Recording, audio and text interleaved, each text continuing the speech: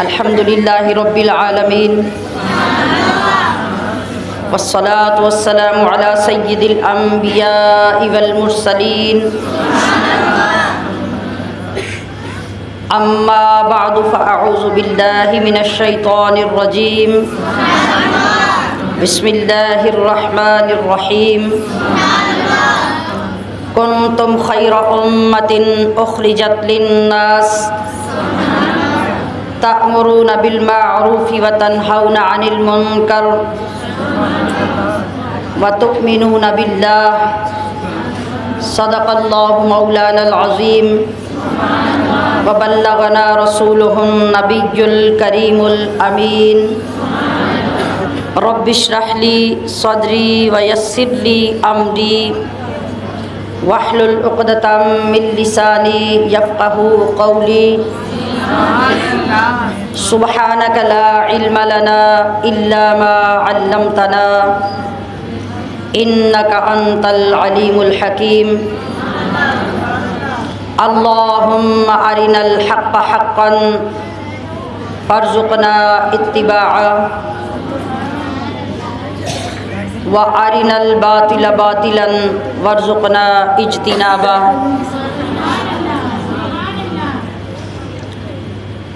रज़ीतु बिल्लाहि रब्बन व बिल इस्लामि दीना व बि मुहम्मदिन नबिय्यन व रसूला व बिल क़ुरआनि इमामा। इन्नल्लाह व मलाइकतहु युसल्लूना अलन नबिय्य या अय्युहल्लज़ीना आमनू सल्लू अलैहि व सल्लिमू तस्लीमा। सारे महीनों की दुआओं, कोशिशों, समाअतों और मोहब्बतों के बाद हमारे दिल की ही नहीं बल्कि जिस्म के अंग अंग की ये दुआ होनी चाहिए कि रहे हर घड़ी लब पे नामे मोहम्मद, रहे हर घड़ी लब पे नामे मोहम्मद, मैं बन जाऊं या रब ग़ुलामे मोहम्मद। रहे हर घड़ी लब पे नामे मोहम्मद, मैं बन जाऊं या रब ग़ुलामे मोहम्मद। ये अखलाक़े आका है कि ईमान लाया, सुना जिस किसी ने कलामे मोहम्मद,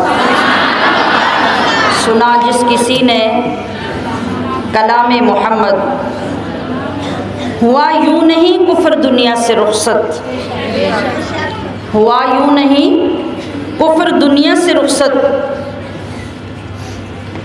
नज़ामे खुदा है निज़ामे मोहम्मद। हुए लोग इस्लाम में उस जा दाखिल, हुए लोग इस्लाम में उस जा दाखिल जहाँ पर भी पहुँचा क़यामे मोहम्मद, जहाँ पर भी पहुँचा क़यामे मोहम्मद। ज़माना है क्या चीज़ दोनों जहाँ में, ज़माना है क्या चीज़ दोनों जहाँ में, रहेगा सदा इंतज़ामे मोहम्मद, रहेगा सदा इंतज़ामे मोहम्मद। और दरूदों का तस्दीक तू भेज तोहफ़ा, दरूदों का तस्दीक तू भेज तोहफ़ा, खुदा भी करे एहतरामे मोहम्मद, खुदा भी करे एहतरामे मोहम्मद। रहे हर घड़ी लब पे नामे मोहम्मद, मैं बन जाऊं या रब ग़ुलामे मोहम्मद, मैं बन जाऊं या रब ग़ुलामे मोहम्मद। अज़ीज़ात मुहतशम, अल्लाह ने बहुत फ़ज़ल फरमाया, बहुत करम किया, उसने बहुत नवाजा। जो लोग अपने घर के दरवाज़े से निकलकर पड़ोसियों के घर नहीं जा सकते, अल्लाह ने सारा महीना उनसे भी सफ़र करवा लिया। कितना एहसान नुकसान हुआ। बच्चियाँ, नौजवान, बूढ़े, बुजुर्ग लाठियाँ टेकते हुए भी सारा महीना मजलिस मुस्तफ़ा में आते रहे। अल्लाह ने हमारे दामन भरे, अल्लाह ने हमें बहुत कुछ अता किया। आज से हमारी ज़िम्मेदारी शुरू हो गई कि हमने जो कुछ हासिल किया उसको समेटना कितना है, संभालना कैसे है। ऐसा ना हो कि चंद ही दिनों में हमारी दौलत ज़ाया हो जाए। ऐसा ना हो कि आज ही रात शैतान खुलकर सबसे पहले हमारे ऊपर हमला करे, क्योंकि हमने पूरा महीना उससे बड़ी दुश्मनी मोल ली है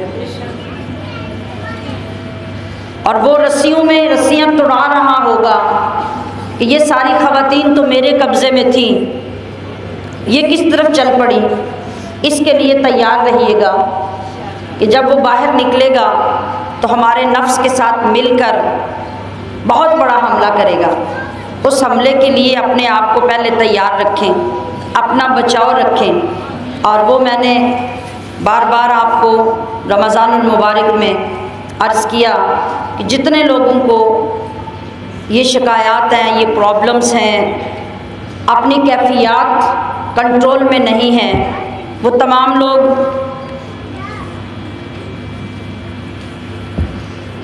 ज़्यादा से ज़्यादा फजर के बाद, असर के बाद तो लाजिमन 313 बार ला हौला वला कुव्वता इल्ला बिल्लाह इसका वजीफ़ा बना लें और साथ साथ अल्लाह करीम से दुआ मांगे कि ए रब्बे ज़ुल जलाल, हमने रमज़ान भी तेरी ही अता से गुजारा और इसके बाद भी नेकी पर तेरे करम से ही हमने चलना है। तो जिस वक़्त आपके दिल की आवाज़ ये होगी और दिल से आप हदायत चाहेंगे, दिल से आप उसके दीन के साथ जुड़ा रहना चाहेंगे, तो ज़रूर रब्बे ज़ुल जलाल आपको ये मौका फराहम करेगा। अपनी नौजवान बच्चियों को कभी भी अपने से अलग ना करें, हमेशा उन्हें ऐसी मजलिसों में अपने साथ लेकर जाएं, उनको अल्लाह और उसके रसूल की तालीमात सुनाने का ज़रूर एहतिमाम करें। और अब इसके बाद हमारे पास तशरीफ़ लाने के लिए माहाना महफिल हुआ करेगी, आप उसको अपने ऊपर लाजिम कर लें। जब आप वो लाजिम कर लेंगे तो महीने के अंदर जहाँ जहाँ सुस्ती आएगी, गफलत आएगी, उस महीने की महफिल में आकर आप रिचार्ज हो जाया करेंगे और इस तरह वो चीज़ें फिर से याद हो जाएंगी और अल्लाह ताला अपने ज़िक्र की महफिल के सदके आपको अपने दर से दूर नहीं होने देगा। हमारी माहाना महफिल इस्लामी तारीख़ यानी चाँद की तारीख़ का जिस दिन 11वां दिन होता है, उस दिन 11 बजे से लेकर ज़ोहर की नमाज तक होती है।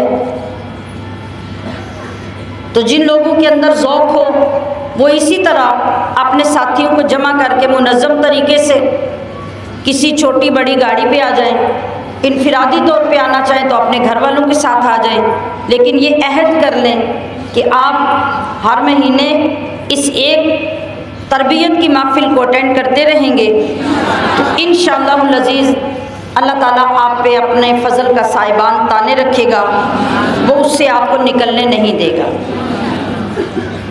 इस महीने की अब जो 11वीं शरीफ आएगी यानी 11 शव्वाल, कौन सी तारीख?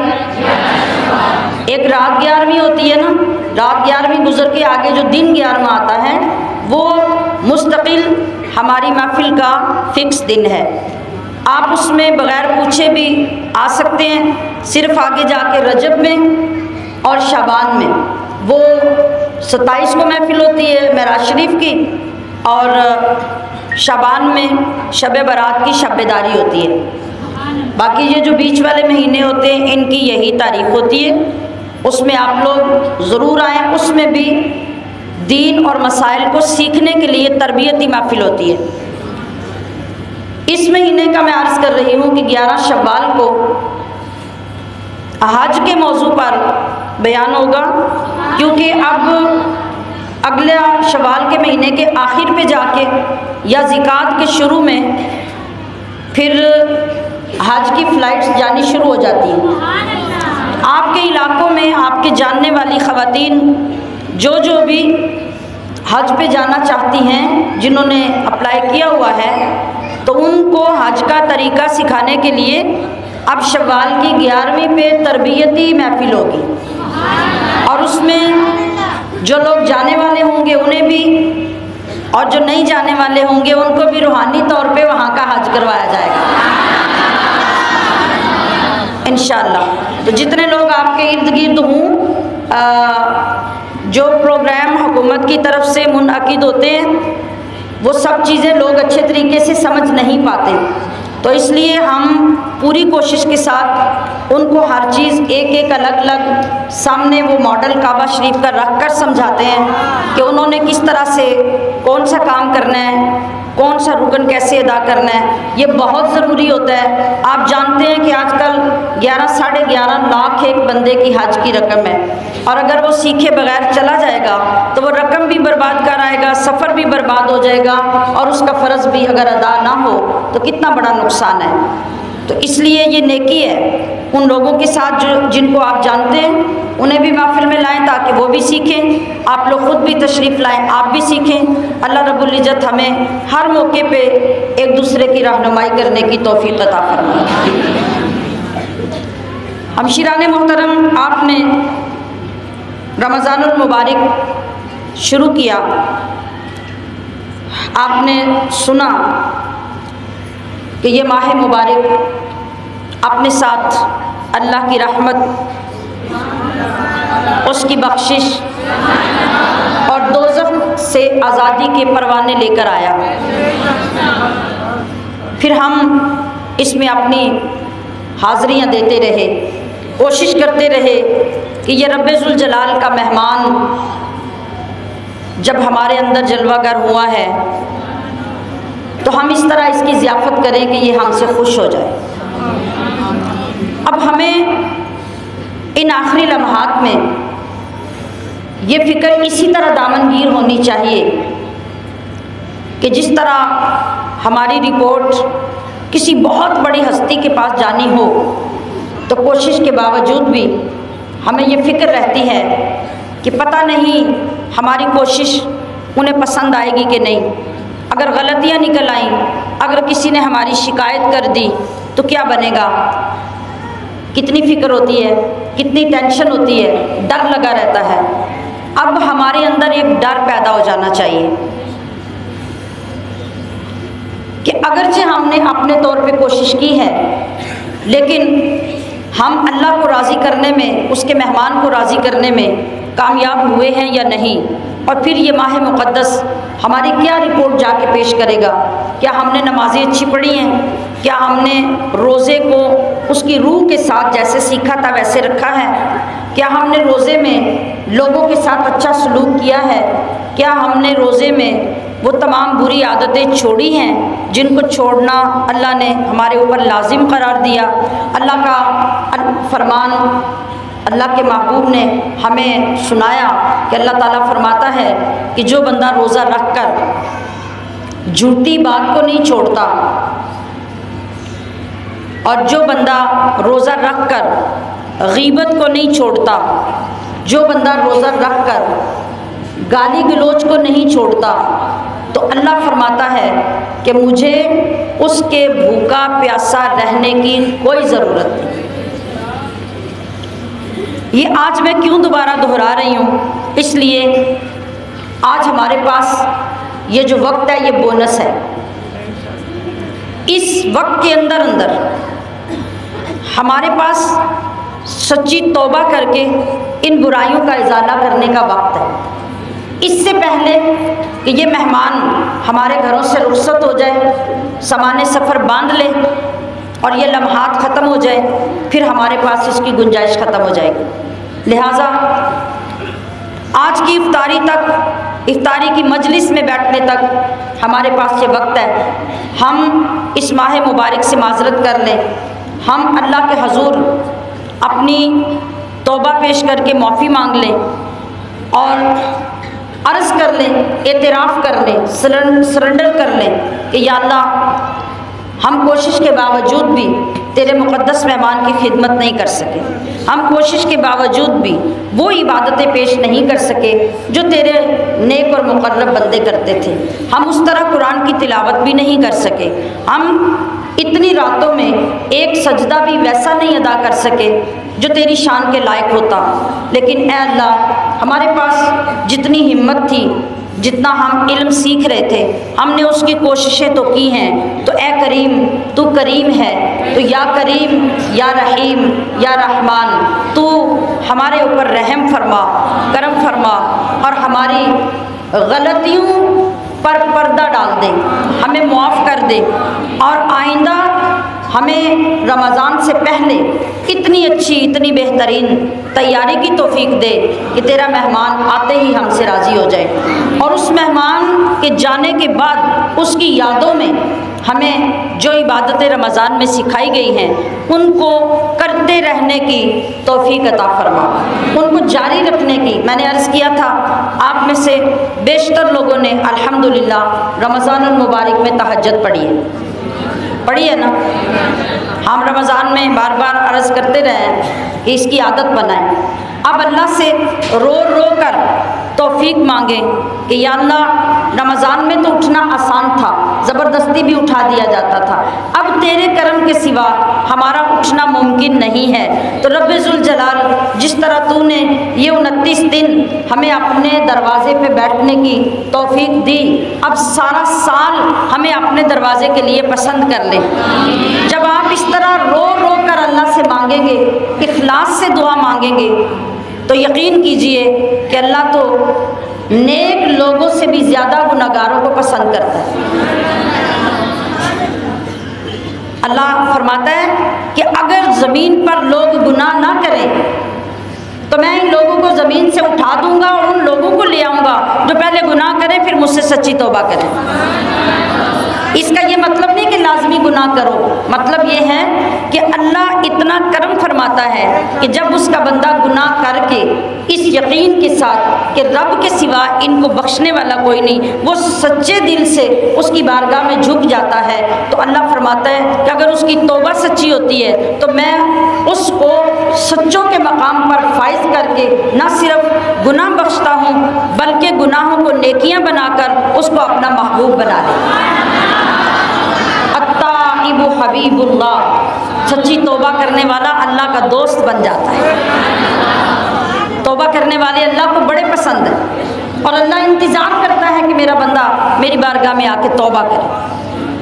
तो हमारे पास ये इतने कीमती लम्हात है तौबा करने के लिए और इतनी यकीनी तौबा कबूल होने की गुंजाइश है जिसका हम अंदाज़ा नहीं कर सकते।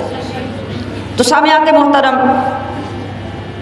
जुमा भी गुज़र गया, आखिरी जुमा, और अल्हम्दुलिल्लाह अल्लाह ने इतना फ़ज़ल हमारे ऊपर किया कि जुमे की रात शब क़दर अता की, जुमे का दिन जुमातुल विदा अदा किया और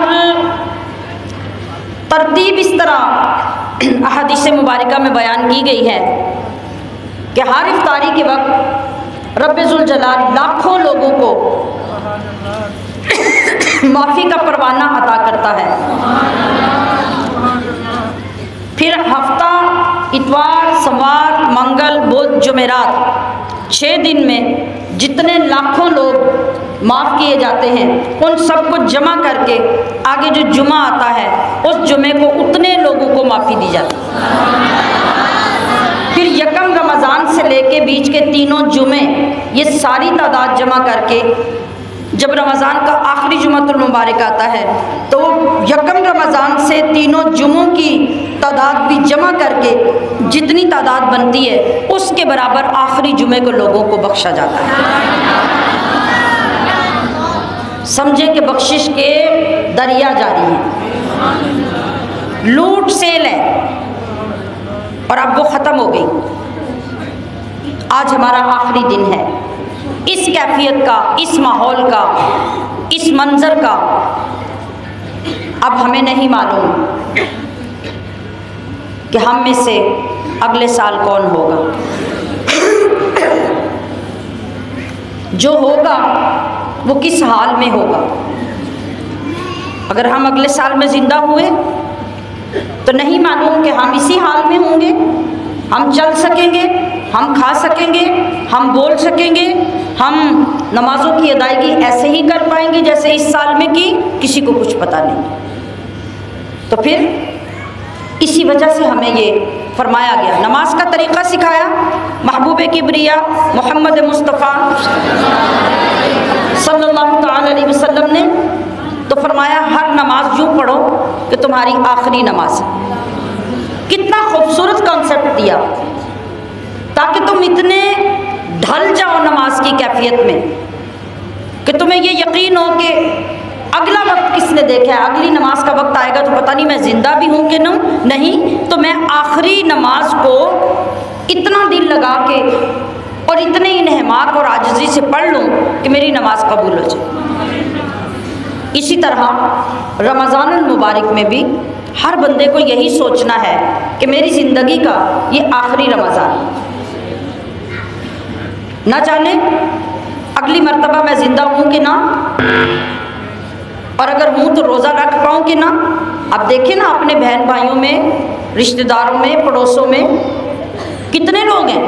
अभी हमने रमज़ानुल मुबारक में कितने लोगों का सुना कि उनको फालिज हो गया, शुगर का अटैक हो गया, आंखें ख़त्म हो गई, कोई और ऐसा प्रॉब्लम हो गया, शदीद सवीर किस्म की बीमारी आ गई। तो क्या ख्याल है, ऐसा बंदा इसी तरह अगले साल के रोज़े रख सकेगा जैसे सही सलामत था तो रखता था? नहीं। कितने लोग हैं हमारे दरमियान अभी भी वो ऐसे मर्ज़ में हैं कि वो ज़िंदा हैं लेकिन रोज़ा नहीं रख सकते, वो ज़िंदा हैं नमाज नहीं पढ़ सकते। तो अज़ीज़ात गिरामी क़दर, ये हमारे साथ भी तो होने वाला है, हो सकता है, कोई वईद नहीं है कि हमारे साथ भी ऐसा हो जाए। हम किसी को ब्लेम नहीं कर सकते, ज़बरदस्ती नहीं कर सकते। तो अज़ीज़ात गिरामी क़दर, इसलिए इसकी फ़िक्र रखना अशद ज़रूरी है कि ये हमारा आखिरी रमज़ान है, और अगर अगला रमज़ान मिला तो वो बोनस होगा, वो अल्लाह का करम होगा, उसकी रहमत होगी, उसको ज़रूर तलब करें, लेकिन अपने दिल के अंदर इस ख़याल के साथ इसको रुख़सत करें कि ये हमारा आखिरी रमज़ान। अल्लाह ने जो हमें अता किया हम ना इसकी कदर कर सके, ना उस तरीके से अमल कर सके। जितना भी करेंगे उसकी शान के मुताबिक कम ही हो। इसका ये मतलब नहीं कि हमने कुछ नहीं किया, हमने रोज़े रखे हैं, हमने नमाज़ें अदा की हैं, तरावी पढ़ी हैं, तिलावतें की हैं, हर रोज़ सफ़र किए हैं, अल्हम्दुलिल्लाह।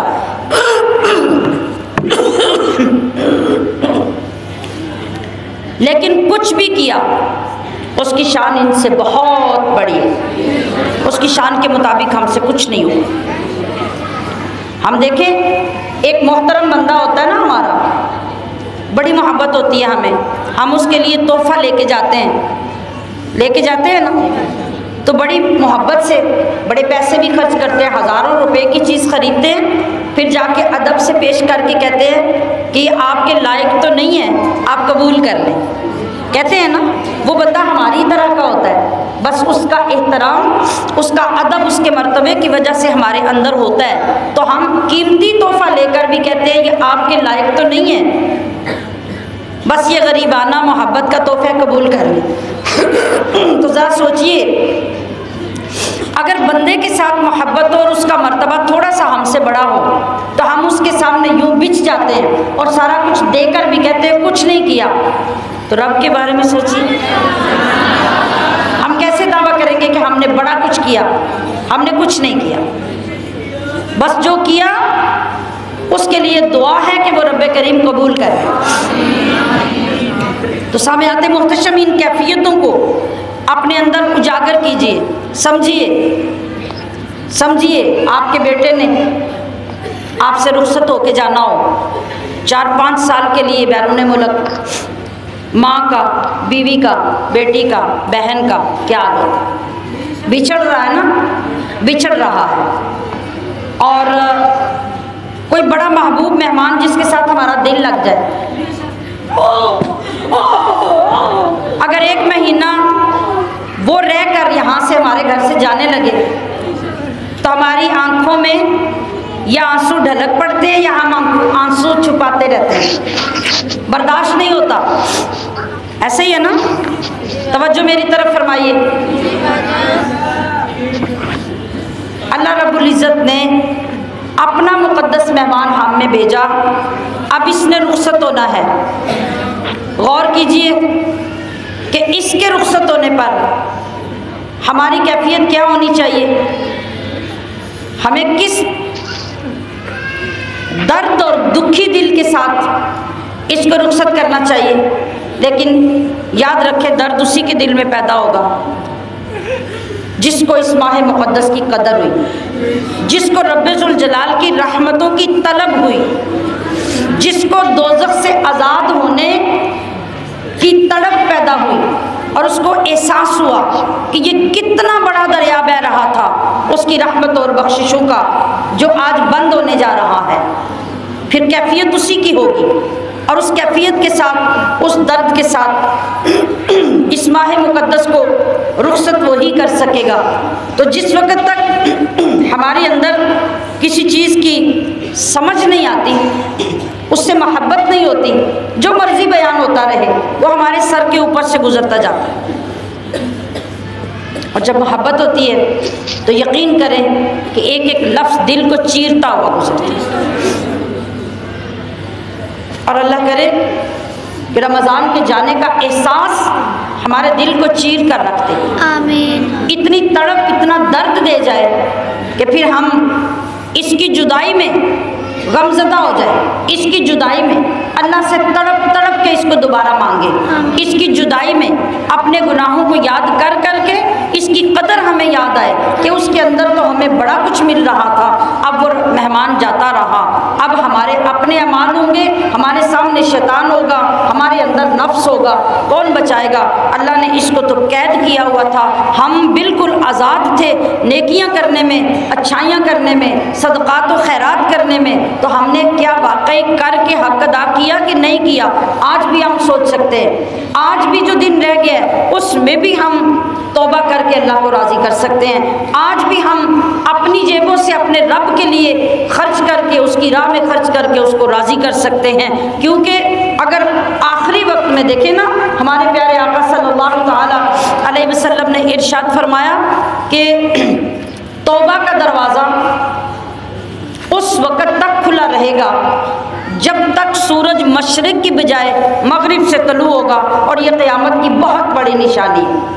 तब तक तौबा का दरवाज़ा खुला है और इनफिरादी तौर पर हर बंदे के लिए उस वक़्त तक तौबा का दरवाज़ा खुला है जब तक उसके ऊपर नज़ा का वक्त तारी नहीं होता,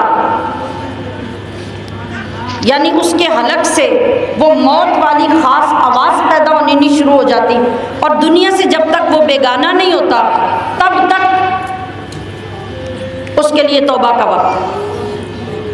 कितनी लंबी लिमिट रब्बे करीम ने अता की, सोच रहे हैं आप, गौर कर रहे हैं? हमारे पास ये सारा तौबा का वक्त है।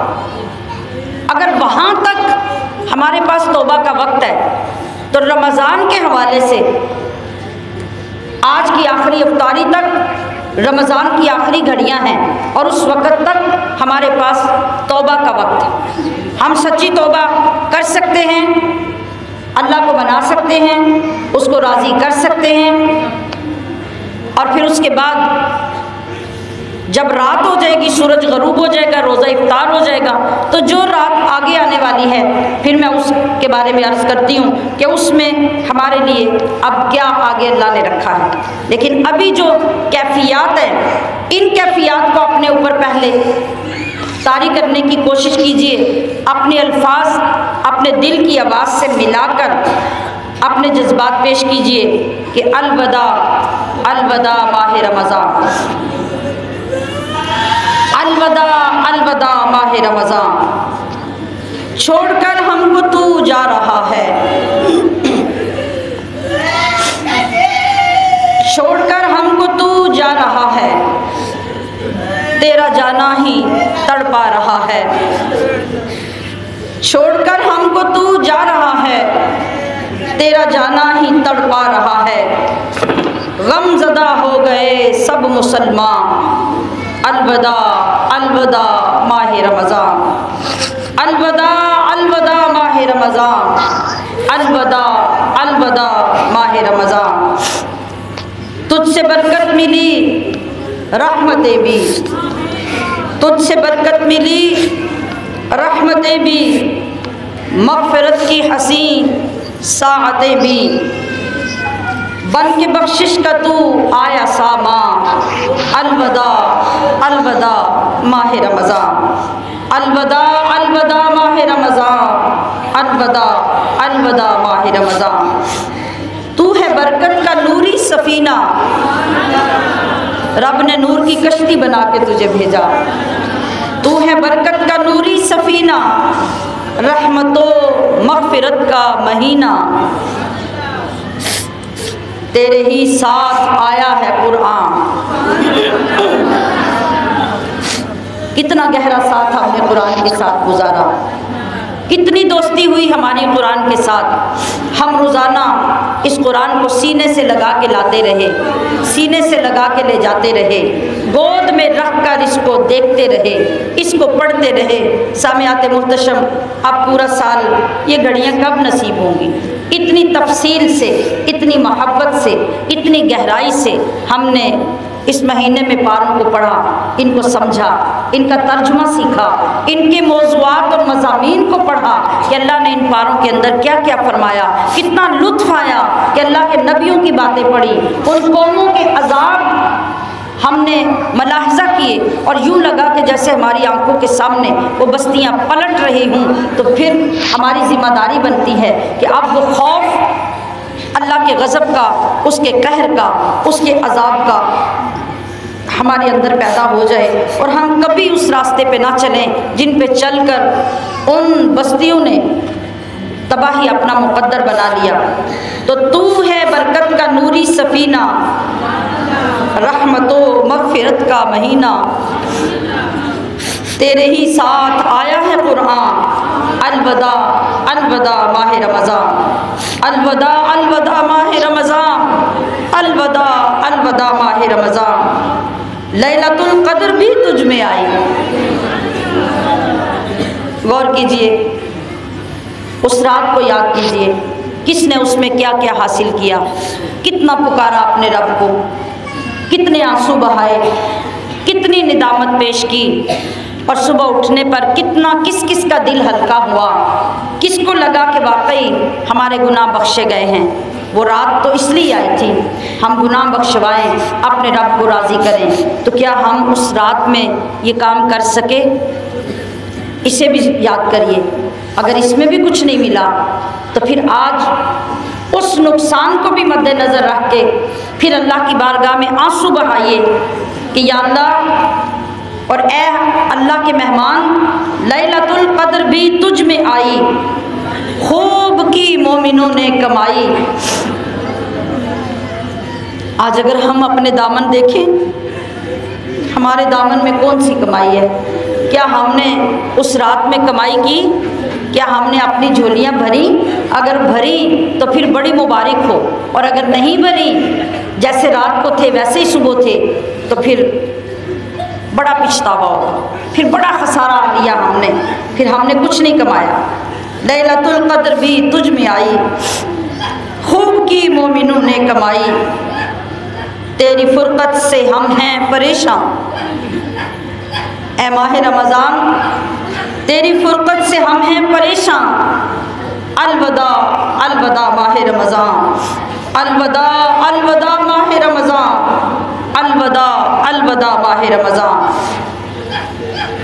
और सोचिए सोचिए, मेहमान बिल्कुल अपना सामान बांधे बैठा है, वो रुख़्सत हो रहा है, वक्त फिर है जुदाई का आया, वक्त फिर है जुदाई का आया, तेरे जाने ने हमको रुलाया।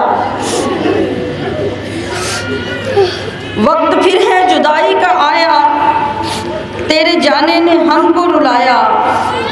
ढूंढती हैं तुझे चश्मे गिरियाँ, अलविदा अलविदा माह रमज़ान, अलविदा अलविदा माह रमज़ान, अलविदा अलविदा माह रमज़ान। गिनती के दिन तू है साथ लाया। अल्लाह ने कुरान में फरमाया ना, अय्यामम मादूदात, गिनती के दिन तू है साथ लाया। तुझ में कुरान सुना और सुनाया। गिनती के दिन तू है साथ लाया, तुझ में कुरान सुना और सुनाया। तू है आली कदर प्यारा मेहमान, अलविदा अलविदा माह रमज़ान, अलविदा अलविदा माह रमज़ान, अलविदा अलविदा माह रमज़ान। और ए मुक़द्दस महीने, सब्र का दर्स तूने दिया है, सब्र का दर्स तूने दिया है। साजिद अब हो रहा अलविदा है, दिल में गम के लगे उठने तूफ़ान, दिल में गम के लगे उठने तूफ़ान। अलविदा अलविदा माह रमज़ान, अलविदा अलविदा माह रमज़ान, अलविदा अलविदा माह रमज़ान। तेरा जाना ही तड़पा रहा है,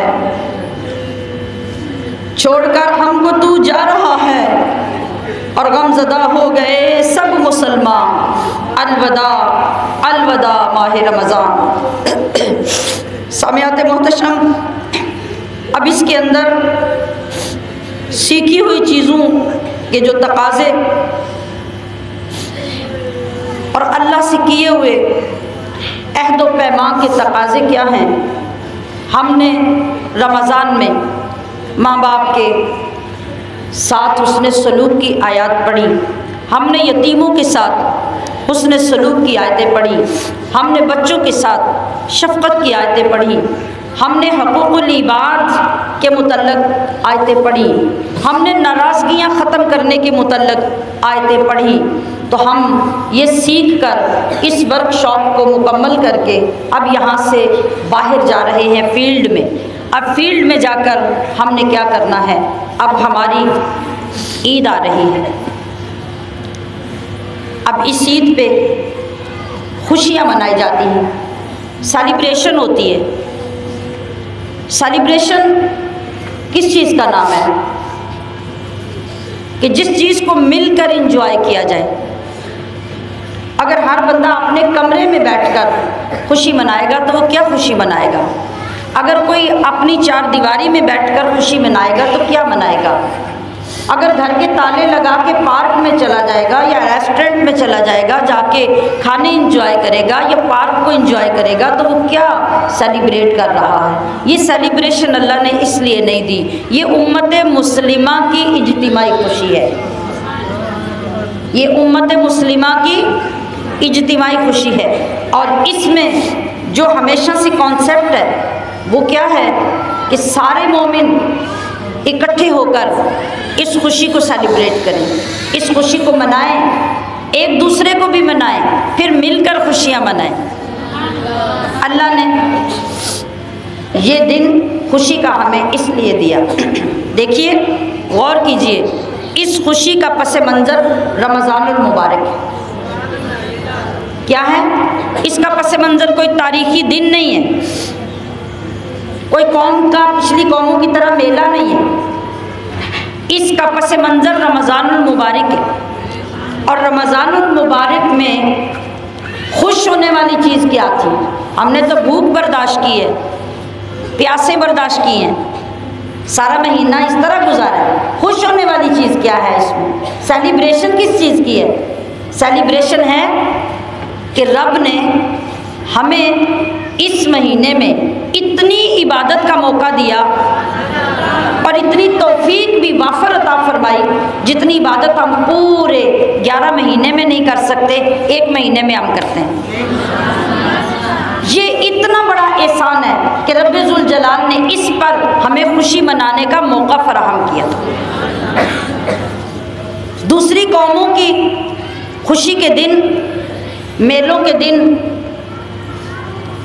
अय्याशी करने के, हल्ला गुल्ला करने के होते हैं। आप ज़रा अपनी सेलिब्रेशन के दिन की हकीकत को समझिए। हमने समझा पूरी मार्केट से जितनी मेहंदियाँ, जितनी चूड़ियाँ, जितनी ज्वेलरीज है, उसको ख़रीद लेने का नाम ईद है, उसको पहन लेने का नाम ईद है। नए ड्रेस महंगे से महंगे ख़रीद कर उनकी नुमाइश करना ईद है। बाज़ारों में, गलियों में रश लगाना, अच्छे खाने पका के खा लेना, वो ईद है? नहीं। इस्लाम के मिजाज को समझिए। इस्लाम में, कुरान करीम में, हदीस मुबारका में कहीं नए लिबास का जिक्र नहीं, कहीं बेहतरीन खानों का और वो भी पका पका के खुद खाने का जिक्र नहीं है, कहीं सिर्फ जेवरात पहनकर नमाइश करना इस्लाम में इसका कोई जिक्र नहीं है। बल्कि ईद वाले दिन तो जो ख़वातीन मुस्तफ़ा करीम सल्लल्लाहु ताला अलैहि वसल्लम की इक़्तिदा में नमाज़ ईद पढ़ने के लिए जाती, नबी अलैहिस्सलातु वस्सलाम ईद के दिन, हमारी ख़वातीन क्या कहती हैं कि ईद का दिन तो ज़ेवरात पहनने का दिन है, और मेरे आका क्या फरमाते हैं, बिलाल जाओ जिधर ख़वातीन बैठी हैं उन सब से कहो कि अपने ज़ेवरात सदका करें। और ख़वातीन इस तरह अपने मुस्तफ़ा करीम का फरमान सुनकर अपने ज़ेवर सदका करती हैं कि बिलाल अपनी झोली ज़ेवरात से भर के लाते हैं और ला के रसूलुल्लाह सल्लल्लाहु अलैहि वसल्लम को पेश करते हैं, जो बैतुल माल में जमा किए जाते हैं और गरीबों में तकसीम किए जाते हैं। हमारा दिन ईद का शुरू हुआ, इस्लाम ने उसका आगाज़ करने का तरीक़ा क्या सिखाया कि ईद के लिए मस्जिद में जाने से पहले लोग अपना फितराना अदा करें। सबसे पहला काम सुबह उठकर, अगर कोई बच्चा ईद की फजर के बाद भी पैदा हुआ है, उसका भी फितराना देने का हुक्म दिया गया। सबसे पहले सदका करो, सबसे पहले गरीबों का ख्याल करो, सबसे पहले फितराना अदा करो, फिर मस्जिद की तरफ जाओ। अब प्रैक्टिकली जो काम करना है, तुम्हारे जिस्म ने ईद जो मनानी है वो सबसे पहले रब की बारगाह में सजदा करके मनाना। इस्लाम के मिजाज को समझिए। क्या फरमाया नबी करीम सल्लल्लाहु अलैहि वसल्लम ने, ईद कहाँ पढ़ो? ईद पढ़ने के लिए और जुमा की नमाज पढ़ने के लिए अल्लाह के महबूब अलैहिस्सलातु वस्सलाम ने ईदगाह का और खुले मैदानों का इंतिखाब फरमाया। ये आज जो हमारे इलाके में, हमारे ज़माने में गली गली की मस्जिद में ईद पढ़ी जा रही है और गली गली की मस्जिद में जुमा पढ़ा जा रहा है, इसी चीज़ ने इस्लाम के नज़रिए को ख़राब कर दिया। हमारी जो यूनिटी और जो इत्तेहाद मुस्तफ़ा करीम ने उम्मत के अंदर पैदा किया था वो ख़त्म हो गया। आज हर मोहल्ले के अंदर हर ज़ात बरादरी की अपनी मस्जिद है और उस बरादरी ने उसी मस्जिद में जाके जुमा भी पढ़ना है, उसी में ईद भी पढ़नी है। तो वो जो आका अलैहिस्सलातु वस्सलाम का मकसद था कि उम्मत ईद के दिन और जुमे के दिन इकट्ठी हो, दूर दूर से लोग बड़े मैदान में, बड़ी ईदगाह में पूरे इलाके के लोग आके जमा हों, एक दूसरे से मुसाफा करें, एक दूसरे के गले मिलें, मुआनका करें, अपने दिलों को साफ करें और बड़े लोगों का तारुफ एक दूसरे के साथ हो, बड़ा इज्तिमा हो, लोगों के अंदर मोहब्बत की फ़ज़ा रूनुमा हो और इस्लाम के अंदर एक इत्तेहाद का मंजर सबको नज़र आए। हमने वो छोड़ दिया, आज वो कहीं नज़र नहीं आता। आज दो सगे भाई एक मस्जिद में ईद की नमाज पढ़ेंगे, वो सोचकर एक कोने में एक जगह ढूंढेगा, दूसरे में दूसरे के कहीं मेरा आमना सामना ना हो जाए। ईद का मकसद कहाँ गया? हमने ईद के मकसद को भुला दिया। अब आप देखिए, बस ये ईद है, अल्लाह के नबी ने फरमाया कि जो तुम्हें अल्लाह ने पूरा महीना नूरुन अला नूर किया, इबादत पर इबादत, रियासत पर रियासत का वक्त दिया और तुम्हारा पैकेज इतना महंगा कर दिया अल्लाह ने कि तुम्हारी छोटी छोटी चीज़ पर अल्लाह ने करोड़ों दर्जे तुम्हें उसकी कीमत अदा की सवाब की सूरत में, और अब ईद का दिन तुम्हें दिया कि आज खूब दिल लगाकर उसका शुक्रिया अदा करो। अच्छे खाने ज़रूर पकाओ, मगर बहन भाइयों, रिश्तेदारों, महल्लेदारों और गरीबों को बिलखसूस ईद वाले दिन अच्छे खाने पकाकर खिलाओ। और हम तो ईद वाले दिन भी पका के बाकी फ्रिज में संभाल देते। तो फिर हमने ईद का मकसद रमज़ान में क्या सीखा? आप ऐसा नहीं करेंगे। आप रमज़ान की तरबियत हासिल करके जा रहे हैं। आप गरीब हैं तो अपने मुताबिक पकाएं, आप अमीर हैं तो अपने मुताबिक पकाएं, लेकिन ये सोच के पकाएं कि आज सिर्फ अल्लाह के हुक्म के लिए पकाना है और जहाँ जहाँ तक मेरी पहुँच है मैंने वहाँ वहाँ ये सदका और खैरात ईद के दिन अपने, अगर बहुत अच्छा करें तो गरीब फैमिलीज़ को दावत दे दें, घर में उनके बच्चों को दावत दें, अपने बच्चों के साथ उन बच्चों को अच्छा खाना खिलाएं, अपने दस्तरखान पे बिठा के देखें, डायरेक्ट आपके दस्तरखान पे रब की रहमत आए। अगर ये मुमकिन नहीं तो सामियात मोहतरम फिर उनके घरों में देखें कि कौन कितना गरीब है, उसके घर में उतना खाना जितनी आपकी तौफीक है वो भेजें और अल्लाह को राज़ी करें। ये ईद के मकासद हैं। और ईद के दिन उसी तरह जिस तरह बेटी की शादी करने के वक़्त आप बरादरी को राज़ी करने चले जाते हैं, ईद के दिन अच्छा खाना पका के अपने बहन भाइयों के घर चले जाएं, ले जाएं, उनको जाके राज़ी करें, उनको ईद की मुबारकबाद पेश करें। आपकी ईद उस वक़्त होगी। आप ये देखिए अल्लाह ने कुरान अज़ीम में क्या फरमाया। आगाज़ में मैंने आयत पढ़ी कि कौन तुम खैरा उम्मतिन, मुसलमानों तुम एक बेहतरीन उम्मत हो, उखरिजत लिन्नास, तुम्हें लोगों में ज़ाहिरी इसलिए किया गया है, तामुरूना बिल मारूफ व तनहौना अनिल मुनकर, के लोगों को अच्छाई का, भलाई का, नेकी का हुक्म करो।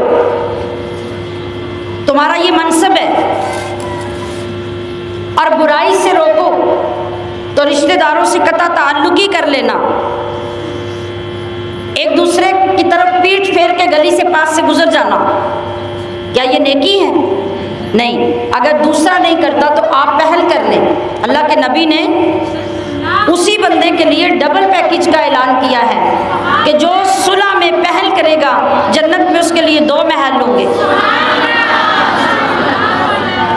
तो हमें दुनिया अजीज़ नहीं होनी चाहिए, हमें आखिरत अजीज़ होनी चाहिए। और ये भी मत कहें कि फ़लाँ बंदा जो मेरे से नाराज़ है वो तो गरीब है, मोहल्ले में कुछ से पूछता भी नहीं, और वो कमी है, मैं चौधरी हूँ, मैं उम्र में बड़ी हूँ, वो कल की बच्ची है, मैं जाके उससे माफ़ी मांगूँ, मैं जाके उससे राज़ी करूँ, क्यों? ये उसका काम है। नहीं, आपका काम आपके लिए है, उसका काम उसके लिए है। हमारे आका सल्लल्लाहु ताला अलैहि वसल्लम ने बड़ों की जिम्मेदारी पहले लगाई कि वो बच्चों के साथ मोहब्बत और शफ़क़त के साथ पेश आएँ, उनके साथ लहजा नरम रखें, और नरम लहजे, मोहब्बत के लहजे से आप हर वो काम करवा सकते हैं जो गुस्से और नफ़रत वाले लहजे से कभी ज़िंदगी में नहीं करवा सकते।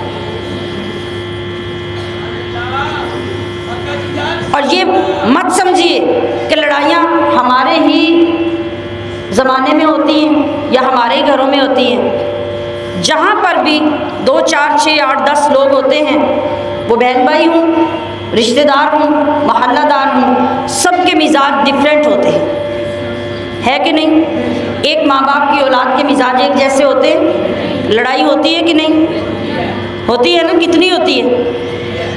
बाज़ बहन भाइयों में तो इतनी लड़ाई होती है कि माँ बाप आजिज़ हो जाते हैं, बचपन में भी जवान होने तक वो लड़ते रहते हैं।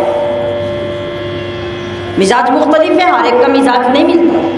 तो ये कोई आज की बात नहीं, हमेशा ऐसा होता है। लेकिन बात ये है कि अगर ऐसा हो गया तो हमारा इस्लाम हमें क्या तालीम दे रहा है, हमारे नबी का अखलाक हमें क्या सिखा रहा है कि आपको ऐसी सिचुएशन को कैसे हैंडल करना चाहिए। देखिए खूबसूरत बात सुनिए, हज़रत बिलाल कौन है? हज़रत बिलाल हबशी ग़ुलाम है, एक हबशन के बेटे और ख़ानदानी ग़ुलाम है।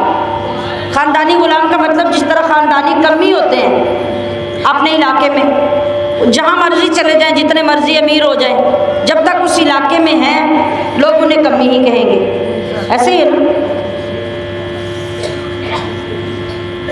लेकिन मुस्तफ़ा की बारगाह में आकर वो बिलाल कोई कमी रहे, वो तो बड़े बड़े सरदारों के भी सरदार हो गए। अजल सहाबा, फ़क़ीह और मुज्तहिद सहाबा जो थे वो भी हज़रत बिलाल को देख के कहते थे सय्यदुना बिलाल, हमारे सरदार बिलाल। लेकिन ख़ानदानी एतबार से, नस्बी एतबार से तो वो ग़ुलाम ही थे। हज़रत अबू ज़र रज़ी अल्लाह ताला अन्हु और हज़रत बिलाल की आपस में नाराज़गी हो गई, झगड़ा हो गया, दोनों नाराज़ हो गए। तो अब ये ज़हन में रखना है कि हज़रत बिलाल की शक्ल सूरत, आपका रंग ढंग, आपका नस्ब, आपका ख़ानदान वो बिल्कुल दुनिया की नज़र में कमतर, हर लिहाज से काला रंग, मोटे मोटे नक्श, ख़ानदान में कम रुतबा, नस्ब में कम रुतबा। हज़रत अबू ज़र गफ़ारी रहमत रज़ी अल्लाह ताला अन्हु गोरे चिट्टे खूबसूरत अमीर कबीर आदमी हैं। अब दोनों में जो झगड़ा हुआ, नाराज़गी हुई, हज़ूर नबी अकरम सल्लल्लाहु ताला अलैहि वसल्लम को इल्म हुआ। आपने इरशाद फरमाया कि ए अबू ज़र, जब तक तू बिलाल को राज़ी नहीं करेगा, अबू ज़र बिलाल को नहीं कहा कि बिलाल तू जब तक अबू ज़र को राज़ी नहीं करेगा, फरमाया अबू ज़र जब तक तू बिलाल को राज़ी नहीं करेगा ना तेरी कोई ईद होगी और ना मैं तुझसे राज़ी होऊंगा। अल्लाह अकबर।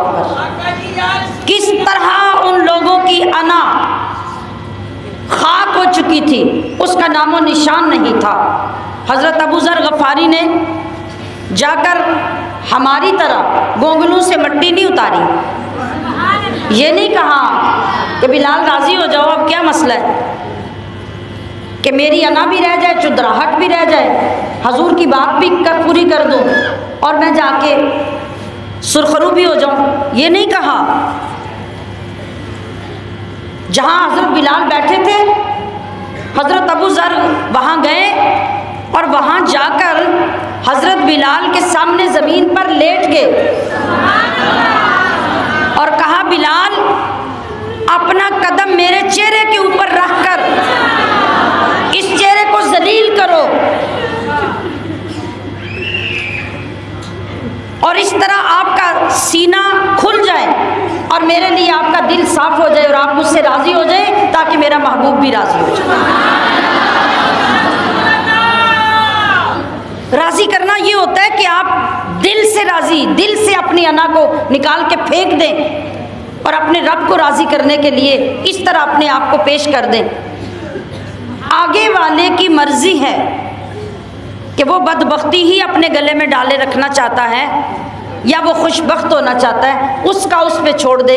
आप अपनी ज़िम्मेदारी को अच्छी और खालिश नीयत के साथ जब पूरा करेंगे तो इंशाअल्लाह दिलों को फेरने वाला अल्लाह है, वो जिसका चाहे दिल फेर देता है।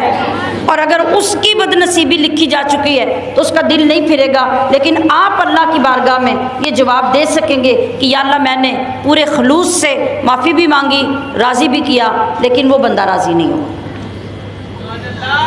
क्या ईद के दिन हम ये करने के लिए तैयार होंगे?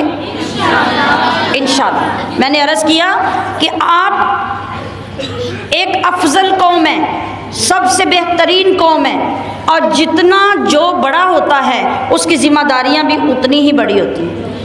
अल्लाह रब्बुल इज़्ज़त ने अपने महबूब का उम्मती होने की वजह से, सबसे अफजल उम्मत होने की वजह से हमारे ऊपर बड़ी ज़िम्मेदारियाँ, खूबसूरत माहौल, शानदार निज़ाम हमें अता फरमाया कि तुम हमेशा अपने आप को सारी दुनिया की उम्मतों से मुमताज़ रखो। तुम्हारे काम, तुम्हारी इबादतें, तुम्हारी रियासतें, तुम्हारे इवेंट्स, तुम्हारे फंक्शन, तुम्हारी तकरीबात, वो सारी उम्मतों से आला तरीन है, लिहाजा इनको इसी आला तरीके से निभाओ। तो मैंने अर्ज़ किया समियात मोहतशम कि आप कल एक बड़े खूबसूरत इवेंट की तरफ जा रहे हैं और इस ईद को इस तरह मना के साबित कर दें कि आपने रमज़ान में बड़ा कुछ सीखा है। अपनी अना को ख़त्म कर दें, सिर्फ अपने रब को राज़ी करने की गरज से अपना सारा वक्त उन कामों में सर्फ कर दे जिनसे रब राज़ी होता है, और अल्लाह के महबूब की सही मानों में हमें ग़ुलामी मिल सकती है। और ये मत समझें कि ईद उन्हीं चीज़ों का नाम है जिसको हम समझते हैं, बल्कि इस ईद का हकदार है ही वो जिसने इज़्ज़त और अदब के साथ रोज़े रखे, जिसने इज़्ज़त और अदब के साथ रमज़ान की इबादतें की, और जिसने अल्लाह को राज़ी करने में दिन रात एक कर दिया, वो इस ईद का हकदार है।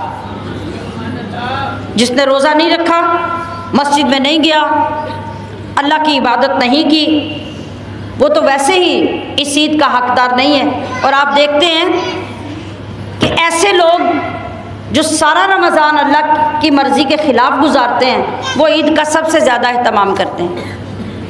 लिबास वो महंगे ख़रीदेंगे, आवारागर्दी ईद पे निकल के वो करेंगे, अयाशी में वो पड़ेंगे, गोया ईद इसलिए है। तो हमने ईद को समझा ही नहीं, ये कुछ भी हमारे शयान शान नहीं है, बल्कि इन सारी चीज़ों से रोकना और बेहतरीन तरीके से रब की इबादत और शुक्राने के साथ ईद को अदा करना, रिश्तेदारों के हकूक़ अदा करना, गरीबों, मिस्कीनों, यतीमों का उस तरह ख्याल रखना जिस तरह मेरे और आपके आका सारे नबियों के सरदार जा रहे हैं। मस्जिद में आपने ईद पढ़ानी है, सब लोग आपका इंतज़ार कर रहे हैं, लेकिन मुस्तफ़ा करीम रास्ते से पलट जाते हैं हज़रत आयशा के पास, उधर लोग ईद पढ़ाने का इंतज़ार कर रहे हैं, और मेरे आका ये नहीं देखते कि वहाँ इतने लोग मेरा इंतज़ार कर रहे हैं तो मुझे वहाँ पहुँच जाना चाहिए। नहीं, आप आ रहे हैं, ईदगाह की तरफ जा रहे हैं, रास्ते में आप आकर वापस पलट गए, लोग वहीं रह गए,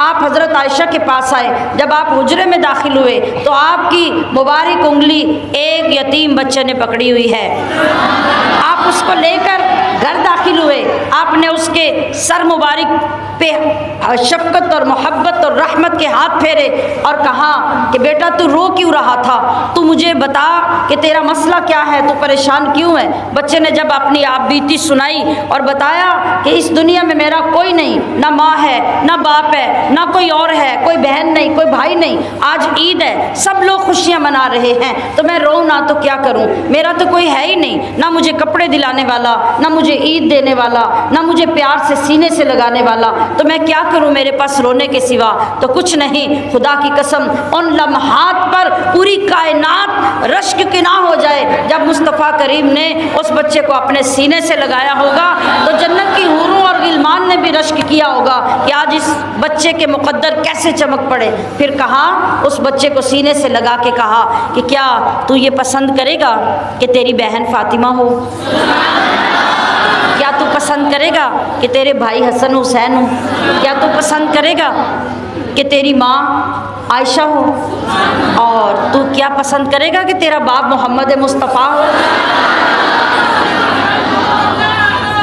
ये सारी उम्मत के लिए कि क्या छोटा सा नमूना है, क्या छोटी सी बात है, ये तो क़यामत तक के हर फर्द के लिए मुस्तफ़ा करीम ने ऐसा मॉडल सेट कर दिया, इसे कोई ख़राब कर ही नहीं सकता। और इस पर अमल करने के साथ कितने बड़े दराजात, कितनी बड़ी शान नसीब होती है, हम उसका अंदाज़ा नहीं कर सकते। अब जब उस बच्चे को तैयार करवा लिया, फिर उसको साथ लिया और साथ लेकर आप ईद पढ़ाने के लिए जा रहे हैं। आज हमारे मर्द हजरात गली में हूँ, मस्जिद में हूँ, हमारी ख़वातीन जहाँ भी हूँ, वो क्या करती हैं? वो तो ये कह के झिड़क देती हैं कि आज ईद वाले दिन भी तो अनुराम नहीं। अब उनसे पूछो ना कि उनके अंदर कितने तूफ़ान हैं, कितने ज़लज़ले हैं, कितनी तकलीफ़ें हैं। तो हमें ऐसे लोगों का ख्याल रखना और उस दिन भी अल्लाह को राज़ी करने की तरफ पूरा ध्यान रखना हमें बख्शवाने के लिए काफ़ी हो जाएगा इंशाअल्लाहुल अज़ीज़। और उससे पहले अब जो रात आ रही है, यकीनन ये रात ईद की तैयारी की है, लेकिन मैंने ईद का नक्शा खींच दिया कि ईद क्या है। तो फिर उस ईद की तैयारी है तो रब्बे ज़ुल जलाल ने एक तकरीब मुनअक़िद की हुई है। हम जब छोटा सा कोर्स करवाएं और हमारे बच्चे सनद लेने के लिए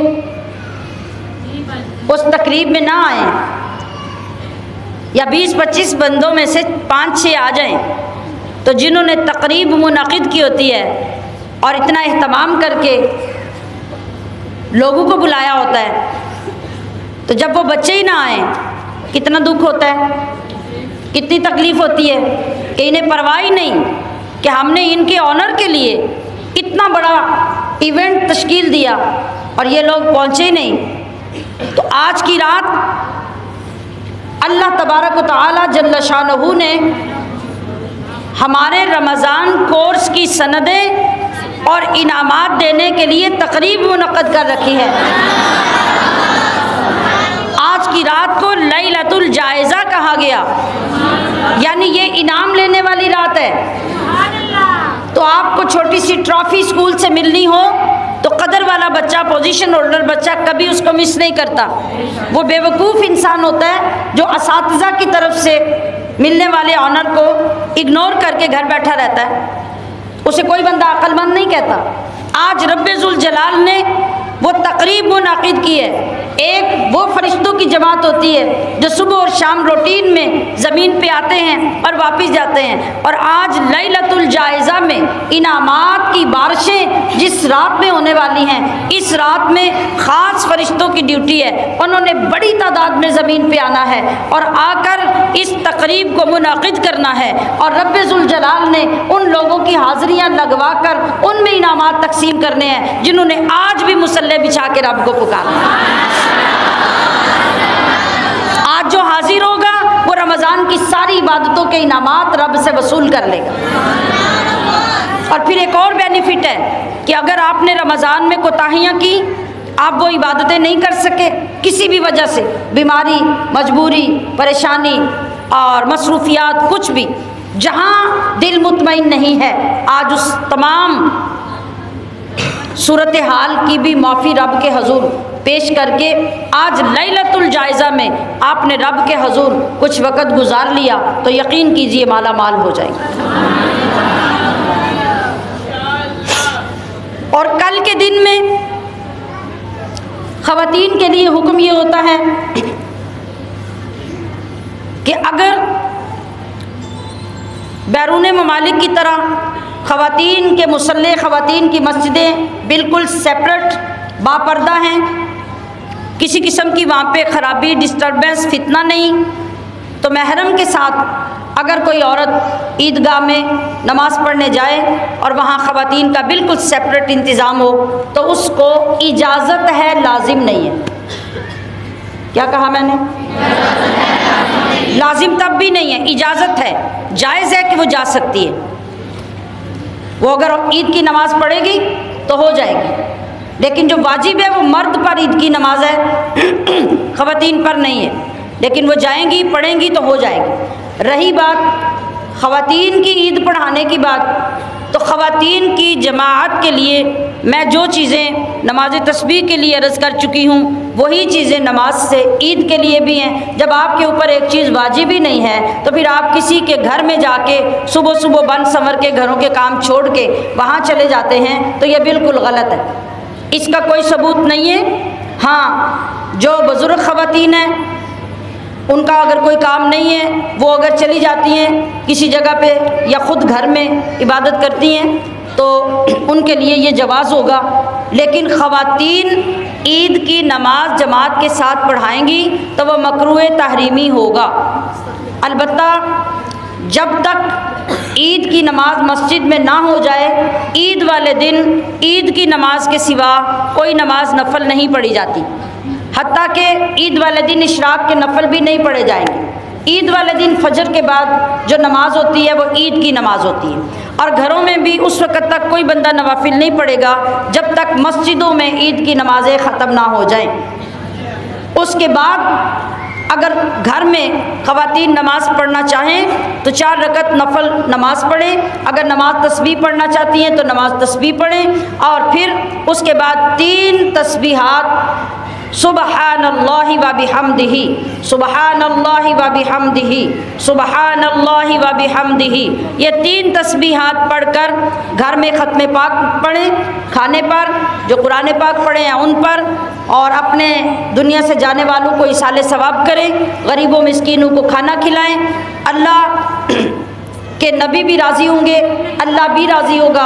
बुज़ुर्गान दीन ने लिखा कि जो ईद के दिन 3 तस्बीहात सुबहानल्लाहि व बिहम्दिही की पढ़कर तमाम मोमिनीन व मोमिनात को बख्शेगा तो अल्लाह तबारक व तआला हर कब्र में 1000 नूर दाखिल करेगा। और जब वो पढ़ने वाला बंदा ख़ुद दुनिया से जाएगा तो अल्लाह ताला उसकी कब्र में भी 1000 नूर दाखिल फरमाएगा। हमशीरान मोहतरम, ये मुख्तसर सारी गुफ्तगू मैंने आपके सामने पेश कर दी। इसके मुताबिक अपनी ईद गुजारने का अपने साथ वादा कर लीजिए। इंशाअल्लाहुल अज़ीज़ अल्लाह राज़ी होगा।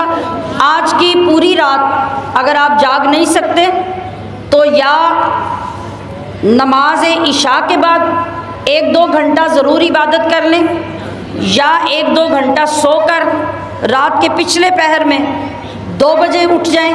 2 बजे उठ के 1-2 घंटा अल्लाह की इबादत कर लें और उसके बाद दिन के काम का आगाज़ करें। इंशाअल्लाहुल अज़ीज़ अल्लाह के हाथ से बरकतें भी नाजिल होंगी, रहमतें भी नाजिल होंगी, बख्शिशें भी मिलेंगी, इनामात भी मिलेंगे और ईद का बेहतरीन आगाज़ भी हो जाएगा। अल्लाह तबारक व तआला राज़ी भी होगा और दिन चढ़ने के बाद ज़रूर अपने इर्द गिर्द गरीबों का ख्याल रख के आप देखें कि अगर आपने वाकई इखलास के साथ गरीबों का ख्याल रखा, उनके घर में अच्छी चीज़ भेजी, खाना भेजा, उनके बच्चों को ईदी दी, आपके दिल को ऐसी खुशी नसीब होगी जिसका आप अंदाज़ा नहीं कर सकते। और ये खुशी अल्लाह की तरफ से आएगी, वो आपके दिल के अंदर से उठेगी, आपको इत्मीनान मिलेगा, तस्कीन मिलेगी, आपके ईमान में इजाफ़ा होगा, सुकून में इजाफ़ा होगा। आप ज़रूर इन तमाम तरतीबात के मुताबिक अपनी ईद का आगाज़ कीजिए और अल्लाह की बारगाह में आज का दिन इस्तिग़फ़ार करते, उसकी बारगाह से उसकी मदद मांगते गुजारिए, अपने गुनाहों की तौबा करते गुजारिए और जो जो कमी रह गई है वो रात तक कोशिश करके उसको पूरा कीजिए। अल्लाह तबारक व तआला जल्ल शानहू इन सारी नेमतों से हमारी झोलियाँ भर दे और जितनी हमारी नौजवान बच्चियाँ यहाँ रमज़ान में तशरीफ़ लाती रही हैं, अल्हम्दुलिल्लाह यकम रमज़ान से आज तक बेशुमार हमारी नौजवान बच्चियों ने, बल्कि बूढ़ी ख़वातीन ने अबाया पहने, हिजाब किए और ये इतना बड़ा काम है। यकीन कीजिए कि अगर आपने इस पर पाबंदी रखी मरते दम तक और इतनी आज़ादी की ज़िंदगी को छोड़कर आपने अपने नबी की ग़ुलामी को इख्तियार किया तो ये इतनी बड़ी नेकी है कि आपकी तमाम नेकियों पे हावी हो जाएगी। तो मेरी हर लम्हे आप सब के लिए दुआ है, अल्लाह आपको इस्तिक़ामत अता करे और मरते दम तक इस नेकी पर आपको कायम रखे। हया, शराफत, और ये पाकीज़गी, ये तहारत, ये अल्लाह करीम आपके साथ मुंसलिक कर दे और कभी भी इससे जुदा ना करे। और एक बहुत ज़रूरी बात जो बिलखसूस मुअल्लिमात, तालिबात और वैसे जितनी भी नौजवान बच्चियाँ हमारे प्रोग्राम्स में तशरीफ़ लाती हैं और जो हमारी अपनी तालिबात हैं, यानी इदारे में पढ़ने वाली और ब्रांचेस में पढ़ने वाली, ये आखिरी पैगाम उन सब के नाम है। वो पैगाम ये है कि जिस वक्त हम अबाया या बुर्का पहनते हैं और बाहर निकलते हैं तो हमारा बुर्का या अबाया कैसा होना चाहिए। मैंने एक चीज़ जो हमेशा महसूस की है कि बहुत सारी चीज़ें जो जवान बच्चियों को समझाई जाती हैं उनमें से बहुत जल्दी वो उन पे अमल करती हैं जो उनको अच्छी लगती हैं, ऐसा है ना। तो मैंने कुछ अर्सा पहले भी अर्ज़ किया था कि मैं जो लिबास इन तमाम बच्चियों के सामने पहनती हूँ वो इनको सिखाने के लिए पहनती हूँ, वरना मैं सारा महीना एक अबाया पहन के उसी में आती रहूँ तो मुझे कोई फ़र्क नहीं पड़ता। क्यों सिखाती हूँ? हमारी माएँ भी, बच्चियाँ भी, इनको ये रीज़न होता है, प्रॉब्लम होता है कि हमारे घरों वाले, हमारे रिश्तेदार बातें करते हैं जब हम ऐसा लिबास पहने और लोगों के साथ का ना पहने। तो मैं सिर्फ़ आपको ये सिखाने के लिए पहनती हूँ कि क्या हम जो बापर्दा लिबास सिलाई करके पहनते हैं हम उससे खूबसूरत नहीं बना सकते? क्या उसको पहन के हम खूबसूरत लगते नहीं हैं? जी, बात सिर्फ ये है कि आप इस्लाम का नक्शा गलत खींचते हैं। आप चीज़ों को ख़राब करके, बिगाड़ के और लोगों को ये बावर करवा के कि इस्लाम बड़ा गरीब सा और इस्लाम बस बड़े माड़े माड़े कपड़े पहनने वाला है। इस्लाम ऐसा नहीं है। इस्लाम सिर्फ आपको ये बताता है कि लिबास किस लिए है। लिबास है हया के लिए, लिबास है पर्दे के लिए, लिबास है इज़्ज़त के लिए। तो जब आप इज़्ज़त वाला, वक़ार वाला, पर्दे वाला, हया वाला लिबास पहनेंगे, उसके सारे तकाज़े पूरे करेंगे, तो आप बेशक 1 लाख का सूट पहने या करोड़ का पहने, जितना अल्लाह ने आपको दिया आप उसके मुताबिक बनाएं, लेकिन उसके तकाज़े पूरे करें। समझ आ गई? अगर आपको ये कॉम्प्लेक्स होता है कि फ़लाँ के बाजू नंगे हैं तो मेरे ढके हुए हैं, फ़लाँ का गला नंगा है तो मेरा ढका हुआ है, तो फैशन ये है तो मुझे वैसे ही करना है वरना लोग मुझे पता नहीं क्या कहेंगे। तो मैं सिर्फ ये आपको बताना चाहती हूँ कि लोग मुझे क्या कहते हैं, मेरे अंदर कोई टेंशन नहीं है, बल्कि मुझे ये फ़ख्र है कि मैं कौम की बेशुमार बच्चियों को शरई तरीके से लिबास पहनने का तरीका सिखा रही हूँ। आप शादी पे भी बापर्दा रह सकते हैं, आप वफात पे भी रह सकते हैं, आप सालगिरह पे भी रह सकते हैं, आप स्कूल की पार्टी में भी रह सकते हैं। क्या अच्छा लिबास जिससे आपका सारा बदन ढका हुआ हो वो पहन के आप खूबसूरत नहीं लगेंगे? जी, एक तो ये बात। दूसरी बात जो अबाया की मैं अर्ज़ करने लगी हूँ, उसकी तरफ हमारी बच्चियाँ और टीचर्स ख़ास तौर पे मैं ये देखती हूँ कि इन चीज़ों को ये तमाम लोग बहुत जल्दी कॉपी करते हैं कि बाजी जान ने ये पहना है, ये कलर पहना है, ये पहना है, ये हम भी फौरी तौर पे पहने। आप 100 बार नहीं 1000 बार पहने, लेकिन ये ज़रूर देखें कि बाजी जान किस वक़्त कैसे पहनते हैं। देखें, अगर हम किसी शादी पे जाते हैं और एक पुराना सा बुर्का पहन के चले जाएंगे तो लोग कहेंगे कि दरस पढ़ दिया ने नैना केड़ी गल दा पता है। ठीक है, इस चीज़ को सिखाने के लिए आपको एक तरीका दिया गया कि आप फुल लिबास अपने जिस्म को कवर करके पहने। आप शादी वाले लिबास में उस तरीके से लिबास सिलाई करें जिसमें पर्दा भी हो और आपका शौक़ भी पूरा हो जाए। या अबाया अगर आप पहनते हैं, आप अच्छा अबाया शादी में पहन लें जिससे आपका पूरा पर्दा भी हो, आपका अच्छा अबाया, अच्छा लिबास पहनने का शौक़ भी पैदा हो जाए। ठीक है, इसमें तो कोई कबाहत की बात नहीं है, आप ये करें। मगर अब अगर महफिल के अंदर आकर मैं एक अबाया नहीं उतारती, इसको देखकर हमारी बच्चियां अगर ये सबक सीखें कि बाजी जान ने ऐसा अबाया पहना था, वो भी तो पहन के आए थे। अब इस बात को आपने सुनना है। मैं अपने घर से कहीं भी जाऊं, मैं अपने महरम के बगैर नहीं जाती। पहली बात, मेरे साथ मेरी गाड़ी में मेरा महरम होता है। दूसरी बात ये कि मैंने अपने इदारे के दरवाजे से बैठकर आपके हॉल के सामने आके उतरना है और सीधा आपकी महफिल के अंदर आना है। ऐसे ही है। यहाँ पर अगर मैं इस लिबास में भी आना चाहूँ तो मेरे लिए गुंजाइश है, लेकिन ये इतना लिबास पहनने के बावजूद मैं जब गाड़ी से घर से आई हूँ तो मैंने ऊपर सादा अबाया पहना और मैंने बाहर पीछे आके उसको उतारा, फिर मैं महफिल में आई हूँ। और अगर कलर अबाया है तो कलर अबाए के लिए अगर वो ऐसा है कि जैसे इसके ऊपर कोई ऐसी चीज़ हो, पहली तो बात है कि वैसा लेना ही नहीं चाहिए कि हमें बाहर निकल के उसके लिए मुश्किल पेश आ जाए। दूसरी बात, वहाँ जामिया में भी 4 कदम एक जामिया से निकल के दूसरे जामिया में आने के लिए मैं वहाँ भी पूरा मुकम्मल अबाया पहनकर महफिल के अंदर आके उतारती हूँ, फिर आपकी महफिल में आती हूँ। ठीक है। और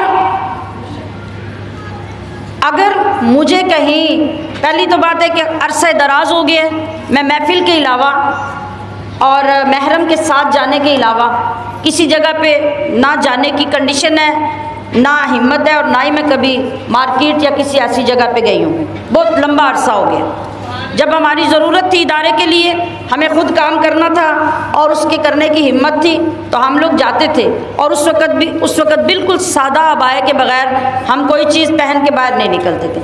आज भी अगर किसी ऐसी जगह पे जाना पड़े जहाँ दूसरे लोग हों, जहाँ लोगों ने देखना हो, तो हम बिल्कुल सादा अबाया पहन के जाएंगे। महफिल के अंदर इसी तरह, जैसे मैंने अर्ज़ किया कि मैं महफिल के बाहर आके उतरी और जामिया के दरवाजे पे जाके उतरी, और साथ गाड़ी में मेरा महरम है, कोई तीसरा चौथा बंदा मुझे नहीं देख रहा। इस सूरत में अगर मेरे लिए गुंजाइश है तो वो आपके लिए भी गुंजाइश है। आप अगर ऐसी किसी सूरत में अपने महरम के साथ अपनी गाड़ी में या महफूज तरीके से कहीं जा रहे हैं, या सिर्फ तालिबात एक गाड़ी में जा रही हैं और आपने उस जगह पे जाकर उतर जाना है जहाँ पे आपका काम है और लोगों ने आपको नहीं देखना, तो ऐसी जगह में तो आपको इजाज़त है। लेकिन मार्केट में जाते हुए, लोकल गाड़ियों में आते हुए, ड्राइवर्स के साथ जाते हुए और बाकी कामकाज के लिए आगे पीछे निकलते हुए, ये कतई तौर पे किसी औरत या किसी मौलिमा या किसी तालिबा को इसकी इजाज़त शरीयत नहीं दे सकती कि आप रंग बिरंगे डिज़ाइनों वाले, खूबसूरत कलर्स वाले, चमकते दमकते अबाया पहन के फिर आप आम आवाम के अंदर जाएं। ये हराम हो जाएगा और ये गुनाह हो जाएगा। चूँकि हमारे लोगों को सिर्फ एक रूप देखने की आदत है, और मैं ये महसूस कर रही हूँ कि ये चीज़ें जो बच्चों के अंदर आती हैं वो इन चीज़ों की तरफ तवज्जो नहीं करते। इसलिए ये मेरे ऊपर बोझ है और ये मेरी ज़िम्मेदारी है कि मैं इस पॉइंट से भी आपको समझाकर अपनी ज़िम्मेदारी पूरी करूं। और आपके लिए भी ये ज़रूरी है कि किसी भी पब्लिक स्पेस पे और आवाम के अंदर, बाज़ारों के अंदर आप रंग रंगीले अबाया पहन के नहीं जाएंगे। सिर्फ आप अपने ख़वातीन के माहौल के अंदर ये कर सकते हैं, गैर महरम की तरफ नहीं। ये सब गवाह हो गए हैं कि मैंने सबको समझा दिया जी। अल्लाह तबारक व तआला हमें इस पर अमल की तौफीक अता फरमाए। अल्लाह तबारक व तआला हमें हर लम्हा अपने महबूब की सुन्नत, आपकी ग़ुलामी और अपने दीन की तालीमात के दायरे के अंदर रह के जीना और मरना नसीब फरमाए। सुब्हान रब्बिका रब्बिल इज़्ज़ति अम्मा यसिफून व सलामुन अलल मुरसलीन वल्हम्दुलिल्लाहि रब्बिल आलमीन।